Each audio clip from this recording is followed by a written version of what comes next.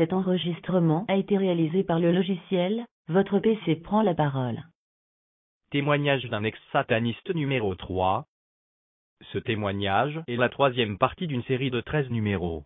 Pour en bénéficier totalement, il vous faut lire les 12 autres parties, dans l'ordre des numéros. Et le 10e jour après le jeûne, j'étais allé à la rivière. J'avais fait des incantations relatives aux grandes dames de mer. Et après une sirène était sortie de la rivière, et c'était aux environs de 1 heure du matin. Et quand j'étais à la rive, c'était cette sirène qui devait me montrer la voie qui mène dans le monde de Paulien. Elle m'avait demandé de la rejoindre dans la rivière. J'étais descendu dans l'eau, et je l'avais rejointe. Ici le frère décrit tout ce que cette sirène lui avait demandé de faire. Quand j'étais au fond de l'eau, ce n'était pas sur le plan spirituel, c'était bien sur le plan physique, avec ce corps que j'ai encore aujourd'hui. Au fond de l'eau, il y avait un gros crocodile devant moi. Et c'est ce crocodile qui devait être le moyen de transport, pour aller dans le monde de Paulien. Il avait ouvert sa gueule, j'y étais rentré, et il m'avait avalé. C'était lui qui était chargé de me déposer quelque part sur une route.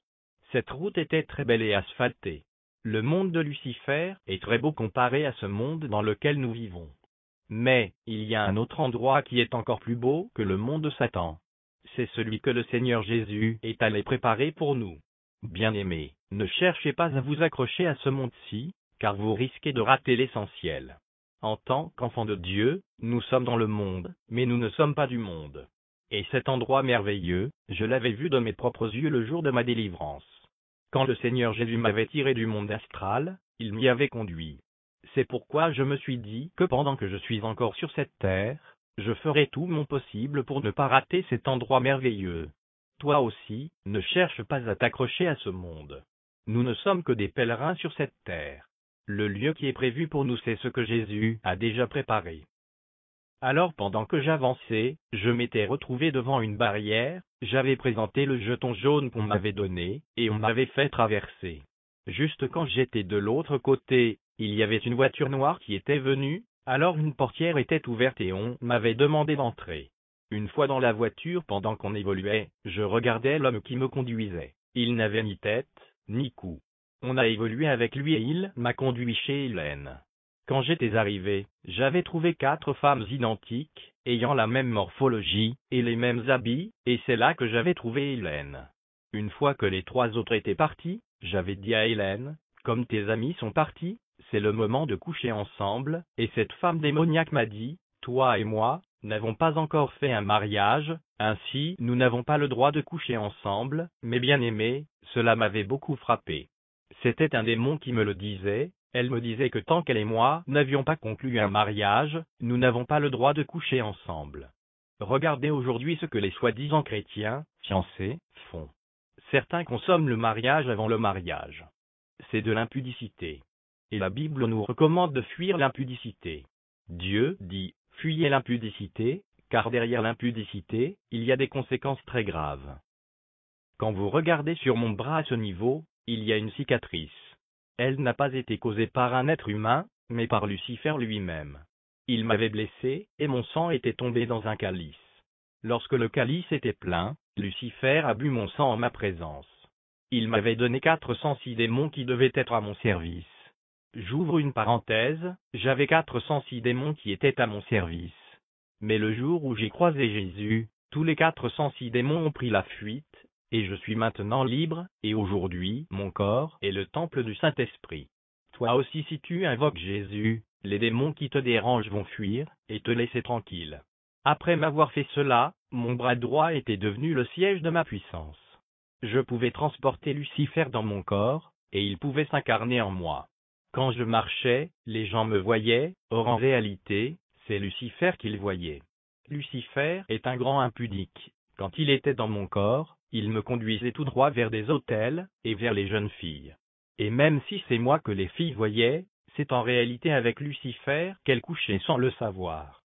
Il y a des filles qui ont déjà couché avec Lucifer sans le savoir. Parce que je n'étais pas le seul sataniste en qui Lucifer pouvait s'incarner. Faites attention à l'impudicité. Les démons géants entrent dans la vie d'une personne par la voie sexuelle. Quand j'avais pris cette femme-là, j'étais rentré, et après, elle aussi m'avait rendu visite. Elle venait me rendre visite tous les jours paires de la semaine. Elle m'avait même donné des interdits parmi lesquels, en dehors d'elle, je n'avais pas le droit d'entretenir une quelconque relation avec une fille chez les humains. Mais un jour au deuil, j'avais croisé une fille qui était ma copine, avant que je ne sois avec Hélène. Et toujours là au deuil, j'avais passé nuit avec elle. Et quand j'étais rentré à la maison, j'avais trouvé cette fille que j'avais laissée au deuil dans ma chambre. Quand je l'ai vue dans ma chambre, je lui ai dit « Mais qu'est-ce que tu fais ici ? Je t'ai pourtant laissé au deuil, comment as-tu fait pour te retrouver ici ?» Elle n'avait rien répondu, et j'ai poursuivi en disant « J'ai une femme qui est vraiment méchante, si elle te trouve ici, elle va te tuer. » Elle n'avait rien dit, je lui avais tourné le dos. Et après, elle a commencé à pleurer, et elle m'a dit « Chérie, tu m'as oublié. » Quand je m'étais retourné, j'avais regardé sur mon lit, et ce n'était plus cette fille-là, c'était plutôt Hélène. Et 2 jours plus tard, la fille était morte. C'était Hélène qui l'avait tuée. J'attire l'attention des jeunes filles, surtout celles qui ont une mauvaise habitude de changer les hommes, comme on change les habits sur le corps. Si vous n'abandonnez pas cette façon de faire, si vous continuez avec votre vie de débauche, vous tomberez certainement sur un sataniste, et ce jour sera la fin de votre vie. Le satanisme et la magie ne se lisent pas sur le visage. Faites donc très attention. Après cet incident, un jour, j'avais trouvé une lettre sur ma table, dans laquelle on me demandait de me rendre en Inde. J'étais allé voir mon maître, et je lui avais expliqué ce qu'il m'était arrivé. Il m'avait répondu en disant, « En tant que ton maître, je n'ai rien à faire pour toi. Tu iras seulement en Inde pour être puni. Si tu en sors vivant, c'est bien, et si tu meurs, c'est ton problème. » Lui qui était mon maître. J'étais donc rentré, et j'ai agi selon les instructions reçues, courte description de ce qu'il avait fait avant de faire les incantations. Il continue, j'avais fait des incantations, et après, je m'étais mis au lit. Peu après minuit, j'ai senti le pavement, ainsi que la toiture de ma maison, commencer à trembler. Quelques minutes plus tard, j'ai vu une fumée qui sortait de la toiture. Et la fumée descendait dans le cercle que j'avais tracé. Ensuite, cette fumée avait pris une apparence humaine, et c'était un homme. Il m'avait invité à le rejoindre dans le cercle. J'avais accepté, mais je lui avais dit, avant de te rejoindre, il faudra d'abord que tu me donnes ton nom. Il m'a dit, je suis le docteur Krishna, je suis parmi les divinités indiennes. On m'a envoyé spécialement pour te prendre et te conduire en Inde. Je devais aller en Inde pour être puni. Or c'était vraiment une occasion de donner ma vie à Jésus. On m'avait dit, va en Inde pour être puni. Et j'avais accepté d'effectuer ce voyage afin d'être puni. Tout cela parce que j'étais envoûté. Vous savez, les gens envoûtés ne raisonnent pas bien. Alors quand je l'avais rejoint, je l'avais embrassé, et lui et moi étions projetés dans un grand temple. Lucifer n'a que 3 temples dans tout le monde entier. Le premier temple se trouve en Grande-Bretagne dans le sous-sol. Et c'est là où il y a le gouverneur de Lucifer, qui coordonne les activités au sein des sectes pernicieuses, et des églises de Satan. C'est là où se trouve la commission de censure pour faire passer les brochures, ainsi que les livres diaboliques, tels que « Réveillez-vous »,« Tour de garde »,« Paroles parlées »,« Bible Tob »,« Bible de Jérusalem »,« Bible Verbinxcaïn », traduction du Monde Nouveau. Le deuxième temple se trouve au fond de l'eau, au croisement des océans Atlantique et Indien. Là, il y a un triangle qu'on appelle triangle des Bermudes. Quand vous descendez par là en profondeur, vous trouvez un grand bâtiment qui a une couleur blanche. C'est ce qu'on appelle la Maison Blanche de Lucifer. Et c'est là où Lucifer fait des réunions avec les satanistes du monde entier. Le troisième temple se trouve en Inde. On l'appelle Temple de Daïl, c'est là où se trouve le premier ministre de Lucifer. Mais en dehors de ces 3 temples, il y a des petites maisons sataniques, ainsi que des loges mystiques, la Rose-Croix à Morque, Rose-Croix d'Or, Rose-Croix martiniste, etc.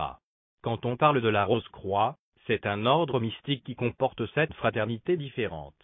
Il y a des maisons telles que Louis Gilbert, Maison Lombard, Maison d'Onction, même au Nigeria là où on tourne le film de Karashika, avec le pouvoir du prince Talus.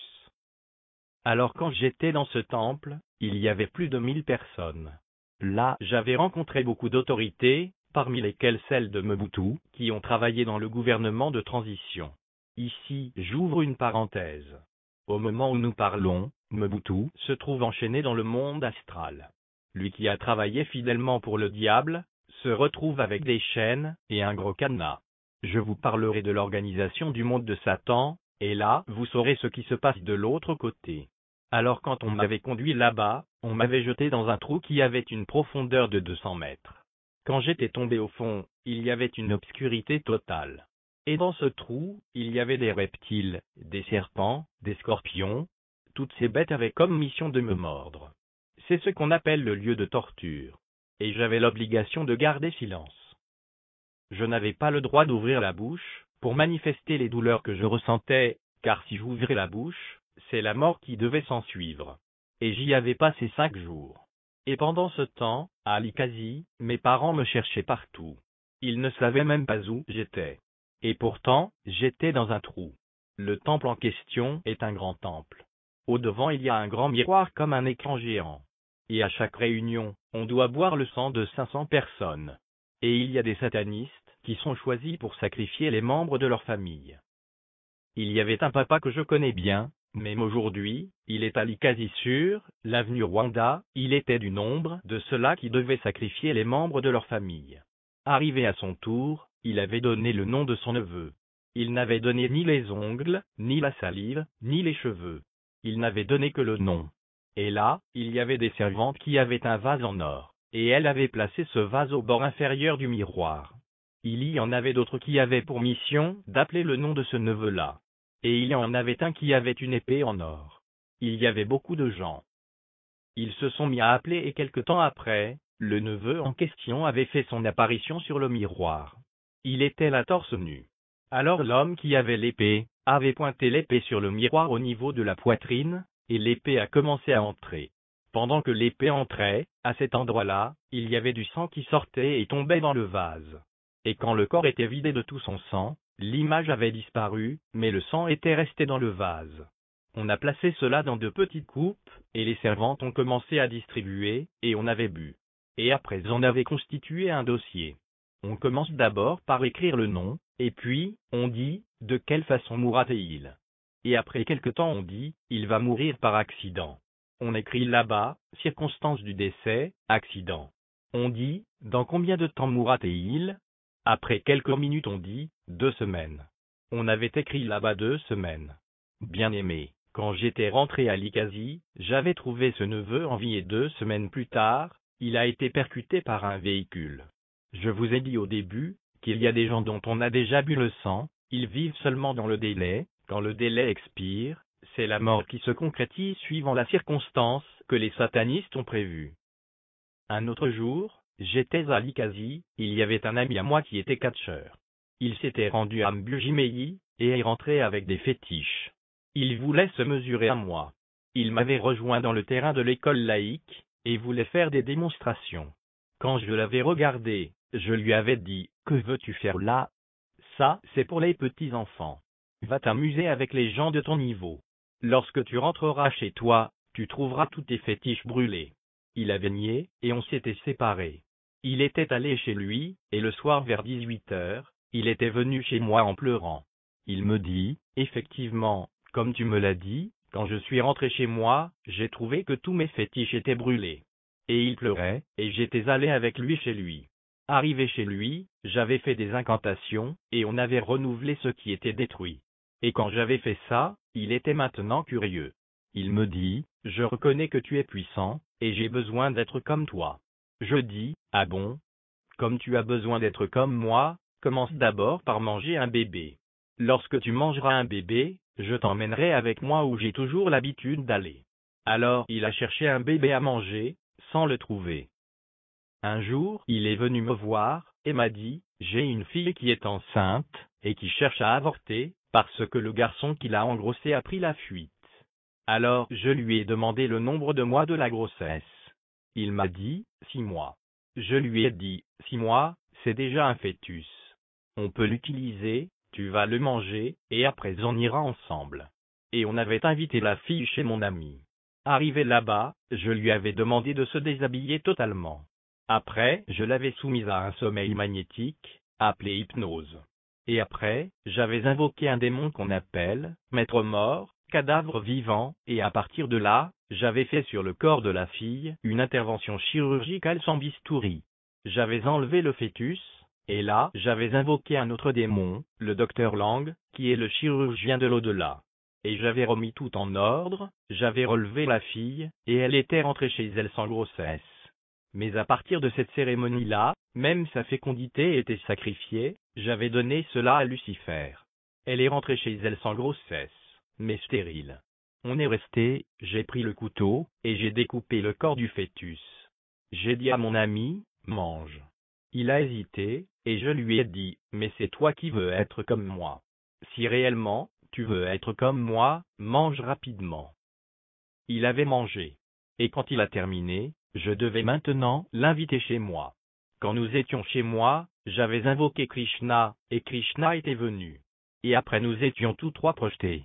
Nous étions partis en Inde physiquement. Arrivé là-bas, comme mon ami était un nouveau, c'était moi qu'on avait remercié, comme je venais d'emmener un nouveau membre.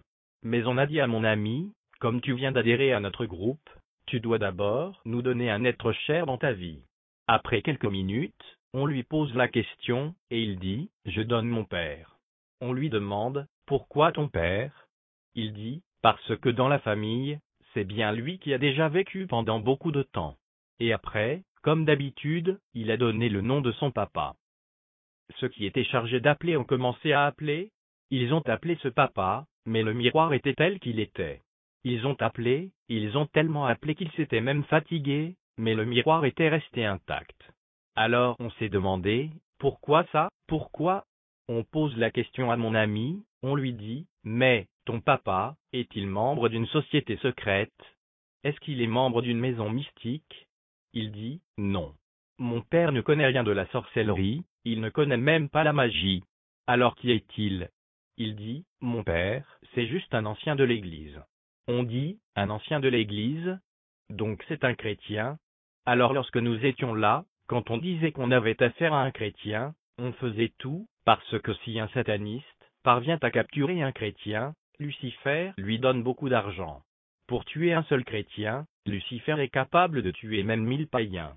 Car il n'y a que le chrétien qui échappe à son contrôle, il n'y a que les chrétiens qui déstabilisent les œuvres de Lucifer.